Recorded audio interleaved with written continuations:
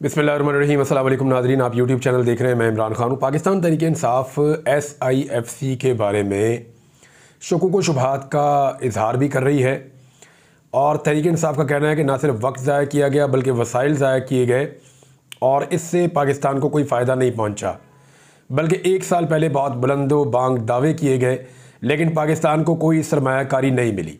ये special investment facilitation council बनाई गई है जिसमें वज़ीर-ए-आज़म, आर्मी चीफ, चारों सूबों के वज़ीर आला और कैबिनेट के बाकी लोग मौजूद होते हैं, सब तो नहीं मखसूस, और इसके ज़रिए से जो है वो पाकिस्तान के अंदर सरमायाकारी को फ़रोग़ देना है, उसको बढ़ाना है।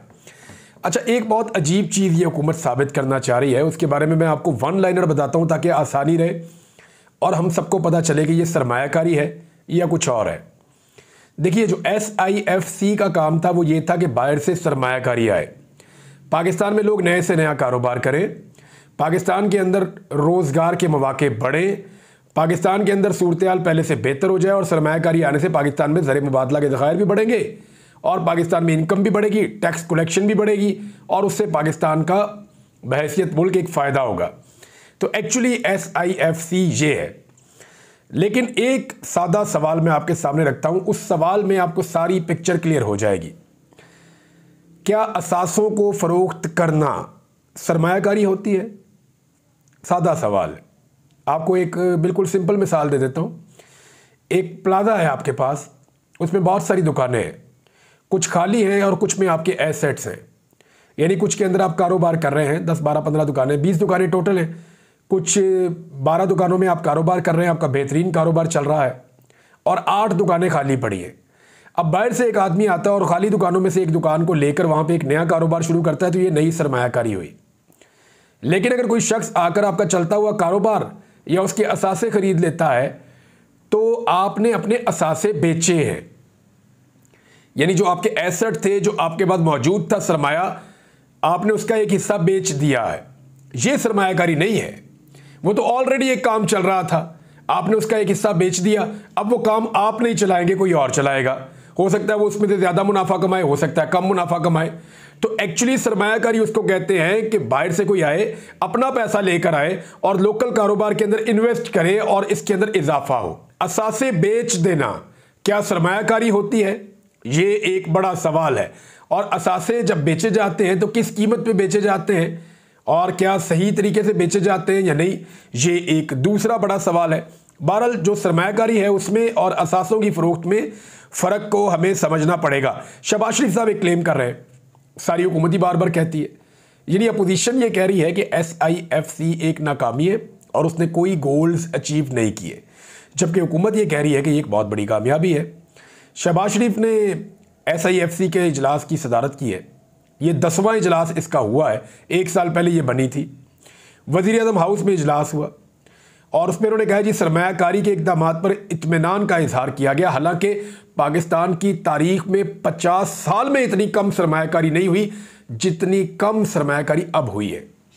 यानी पाकिस्तान जंग जैसी सूरत हाल में भी गया, सैलाब भी आए, कोरोना भी आया, हालात बहुत बदतरीन भी हुए, यहाँ मार्शल लॉज भी लगे, उसके बावजूद पाकिस्तान में कभी सरमायाकारी इतनी नीचे नहीं गई जितनी अब गई है। इसके बावजूद शहबाज शरीफ साहब इत्मीनान का इजहार कर रहे हैं और दावे क्या कर रहे हैं? शहबाज शरीफ साहब कह रहे हैं कि SIFC की कामयाबियों ने नाकदीन का मुंह बंद कर दिया है। ये जनाब जियो के ऊपर लिखा है, इसको डॉन इसको क्या लिख रहा है? SIFC सिर्फ फौजी अफसरान का नाम नहीं, कारकर्दगी ने नाकदीन के मुंह बंद कर दिए हैं। शहबाज शरीफ साहब ने दूसरा स्टेटमेंट इस बारे में दिया। SIFC की अफादियत ने नाकदीन की ज़बानों पर ताला लगा दिया है। ARY ने इसको ऐसे लिखा है। यानी तमाम लोग जो है वो SIFC की तारीफ में ज़मीन आसमान के कलाबे मिला रहे हैं और हकीकत ये है जो फरमाया शहबाज राणा साहब की रिपोर्ट ने, उन्होंने ये कहा कि जनाब पाकिस्तान की तारीख में बदतरीन सरमायाकारी हो रही है, 50 साल रिकॉर्ड टूट गए हैं, कशकोल नहीं टूटा।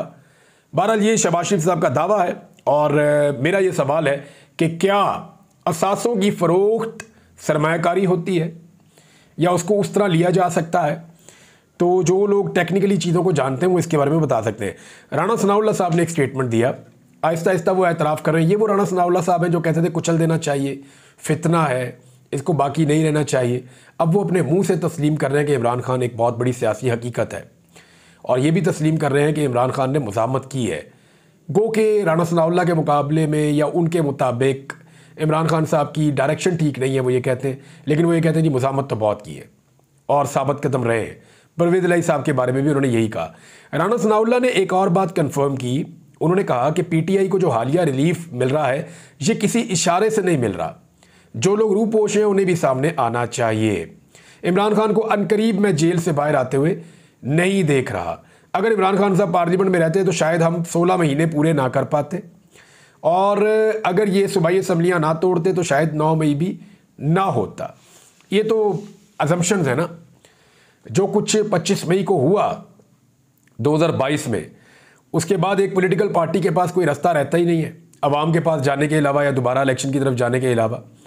जो भी आदमी मकबूलियत में होगा वो चाहेगा कि इलेक्शन हो पाकिस्तान में, और इमरान खान ने वही किया, और साबित भी हुआ कि उनको पाकिस्तान में 2/3 मेजॉरिटी पाकिस्तान की आवाम ने दी।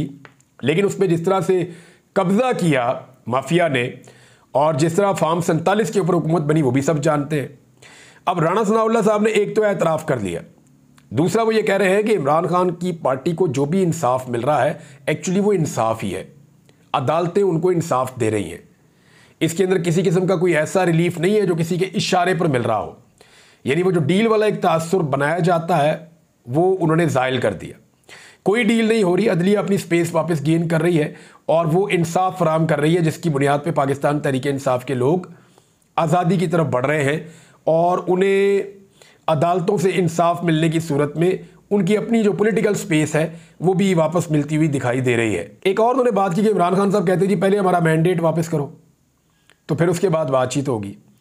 यानी अगर आपको मैंडेट ही वापस कर दें, ये राना सनाउल्लाह साहब ने एक तरह से ये तस्लीम कर दिया कि मैंडेट पाकिस्तान तहरीक इंसाफ का चोरी हुआ है। तो उन्होंने कहा जी अगर मैंडेट ही वापस कर दें फिर हमारे पास क्या बचेगा, हम तो फिर जेल चले जाएंगे। और साथ में इमरान खान मुतालबा करते हैं कि कैदी भी रिहा किए जाए जो बेगुनाह है। तो उन्होंने कहा अगर सब कुछ आपको दे दें तो फिर तो हम जेलों में होंगे। मौलाना फजलुर रहमान साहब के बारे में उन्होंने कहा जी हम उनसे अभी इसलिए बातचीत नहीं कर रहे कि क्योंकि मौलाना फजलुर रहमान साहब को फिर इमरान खान साहब या जो अपोजिशन है वो उस अलाइंस का हिस्सा नहीं बनाएगी। यानी PMLN चाहती है कि मौलाना फजलुर रहमान साहब अपोजिशन के अलाइंस का हिस्सा बने ताकि बातचीत करने में उनको आसानी रहे, क्योंकि फजलुर रहमान साहब से बातचीत करने में वो ज़्यादा कंफर्टेबल रहते हैं। जो PMLN के या पीपल्स पार्टी के लोग हैं, फजलुर रहमान साहब डील बहुत अच्छी करते हैं पॉलिटिकल मामलात के अंदर। अब फजलुर रहमान साहब से एक मुलाकात मुबैना तौर पे हुई है मोहसिन नकवी की, और ये हुई है 23 तारीख की रात को। फजलुर रहमान साहब से यह भी हुई है हाल ही में। फजलुर रहमान साहब के कुछ तहफ़्फ़ुज़ात हैं, उनको गालिबन अब एस्टेब्लिशमेंट दूर करना चाहती है और उनको कुछ यकीन दहानियाँ करवाई गई हैं। एक तो उन्हें बताया गया है कि तहरीक इंसाफ के लिए इस माहौल में तो किसी किस्म की कोई स्पेस मैसर नहीं है जो उनको दी जा सके, क्योंकि तहरीक इंसाफ जिस किस्म के मुतालबात कर रही है, जिस तरह मुल्क को लेके जाना चाहती है, एस्टेब्लिशमेंट उस तरफ नहीं जाने देना चाहती। दूसरा, फजलुर रहमान साहब को उनके अपने तहफ़्फ़ुज़ात दूर करवाने की कुछ यकीन दहानियाँ मुबैना तौर पर दिलाई गई हैं। तो फजलुर रहमान साहब का उसके बाद जो एक स्टेटमेंट है वो बड़ा इंटरेस्टिंग है। फजलुर रहमान साहब ने कहा मुल्क छोड़ दूंगा, गुलामी नहीं करूंगा, यानी गुलामी को कबूल नहीं करूंगा। बात यह है कि फजलुर रहमान साहब ज़हनी तौर पे तैयार हो गए हैं उस बात के लिए जो इमरान खान साहब को बड़े लंबे अरसे से कही जा रही है। इमरान खान साहब को यह कहा गया था कि आप बेशक पाकिस्तान से बाहर चले जाएँ, 1-2 साल आप गुजार लें, ज़रा हालात नॉर्मलाइज हो जाए, फिर आपको बिल्कुल आप फ्री हैंड है, आप आके जो मर्जी करें, आपकी पार्टी के ऊपर भी सख्ती ख़त्म कर दी जाएगी। ये बहुत पहले उनको एक इमरान खान साहब को ऑफ़र आई थी। इमरान खान साहब ने उससे इनकार कर दिया और फिर उन्होंने जेल कबूल कर ली, सख्तियाँ कबूल कर ली, हमला कबूल कर लिया और बहुत जुल्म हुआ उनके ऊपर, उन्होंने सब कुछ कबूल किया, लेकिन मुल्क छोड़ कर नहीं भागे। फजलुर रहमान साहब ने पहले झटके में कह दिया जी मुल्क छोड़ दूंगा लेकिन गुलामी कबूल नहीं करूँगा। यानी उन्होंने ये कबूल कर लिया कि पाकिस्तान में पाकिस्तानी मार खाते रहे, महंगाई बढ़ती रहे, पाकिस्तानी नाइंसाफ़ी की चक्की में पिसते रहे, जुल्म और बर्बरियत और फस्तायत होती रहे। मैं मैक्सिमम ये करूंगा कि इसका हिस्सा तो नहीं बनूंगा लेकिन मुल्क छोड़ दूंगा, कुछ अर्से के लिए खामोश हो जाऊंगा या पाकिस्तान से बाहर चला जाऊंगा।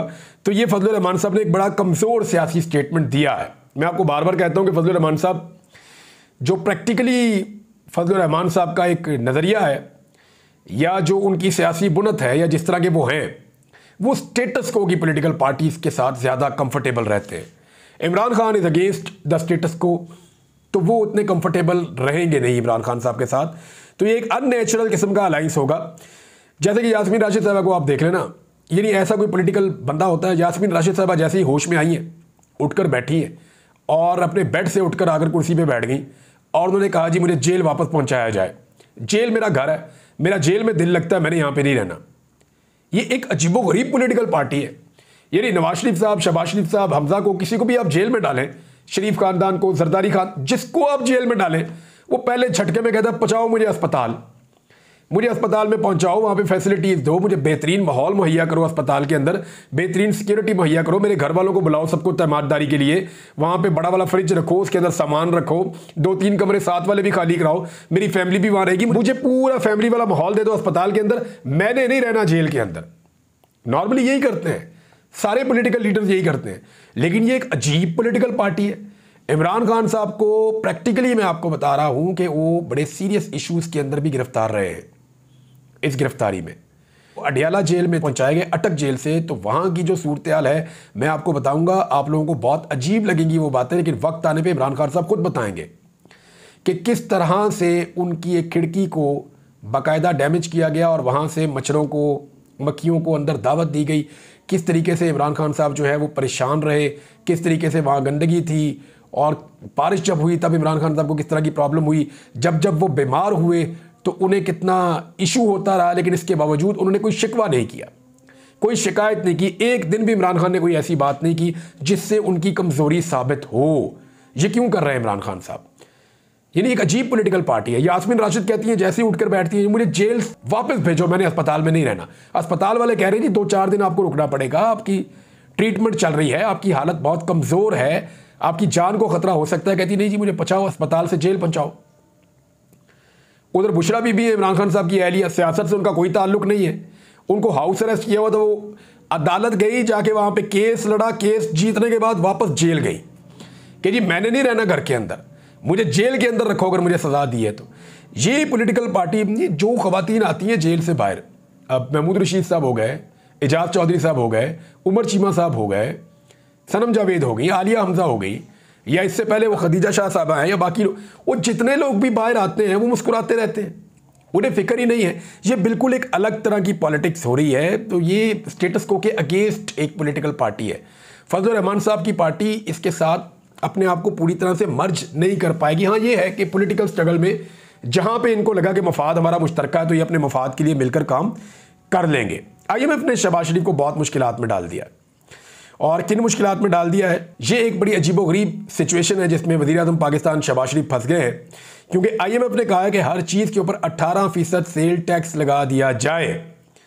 अब अगर हर चीज़ के ऊपर 18% सेल टैक्स लगेगा तो अद्वियात, ख़ास तौर पे जो जान बचाने वाली अद्वियात हैं, वो भी बहुत महंगी हो जाएंगी। पाकिस्तान में बहुत सारी ऐसी चीज़ें हैं जिन पर टैक्स कम लगता है आम आदमी के लिए, लेकिन अगर हर चीज़ के ऊपर 18% टैक्स लगेगा, और ये पेशगी शर्त है IMF की, अगर हमारे साथ आगे चलना है तो आपको ये करना पड़ेगा, तो इसने मौजूदा हुकूमत को बहुत मुश्किल में डाल दिया है। अब जो हदफ था हमारा पहले, जो हमने पैसा इकट्ठा करना था रेवेन्यू में पाकिस्तान ने, उससे 40% ज़्यादा हदफ मुकर्रर करना पड़ेगा, और 40% ज़्यादा पैसे इकट्ठे करने पड़ेंगे। अब जितनी ख़राब मईशत है पाकिस्तान की, जो हालत है पाकिस्तान में कारोबार की, लोग पाकिस्तान से कारोबार छोड़कर बाहर जा रहे हैं, नौकरियां बाहर ढूंढ रहे हैं, ऐसी सूरत हाल में पाकिस्तान के अंदर कैसे मुमकिन है कि इतना बड़ा हदफ पूरा किया जा सके? सिर्फ एक ही तरीका है कि आप आवाम को पीस कर रख दें, आवाम की कमर तोड़ दें और उनको नचोड़ लें आप, और वहां से सारा पैसा निकाल कर आप अपने खजाने में जमा करके IMF को दिखा दें। बिजली बहुत महंगी होने वाली है, गैस और महंगी होने वाली है, जो पेट्रोलियम मसनूआत हैं उनकी कीमतें आपके सामने बढ़ते बढ़ते कहां तक पहुंच गई हैं।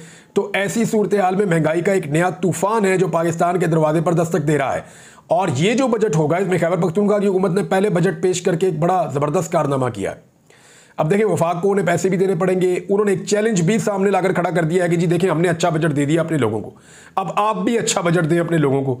वफाकी हुकूमत दे नहीं सकेगी, सारा मलबा इनके ऊपर गिरेगा। नाज़रीन, एक और बड़ी अजीबोगरीब खबर है, यानी ये वो मुल्क है जहां पे IMF कह रहा है जी अपने खर्चे कम करें। इलेक्शन कमीशन ऑफ पाकिस्तान ने अपने अमले को 3 मजीद बुनियादी तनख्वाहें एजाजिये के तौर पर देने का फैसला किया है। इससे पहले 2 तनख्वाहें उनको बोनस के तौर पर दी हैं, और अब एजाजिया के तौर पे 3 मजीद तनख्वाहें दे रहे हैं। यानी इस साल में 5 इजाफी तनख्वाहें इलेक्शन कमीशन ऑफ पाकिस्तान के अमले को मिल रही है। क्यों? ताकि कोई पोल ना खोल दे। क्यों? ताकि वो बाहर जाके बताएं ना। यानी ये एक तरह की रिश्वत नहीं है तो और क्या है कि आप 5 एजाजिया तनख्वाहें आप उनको दे रहे हैं कि जनाब ये तनख्वाहें आप ले लें।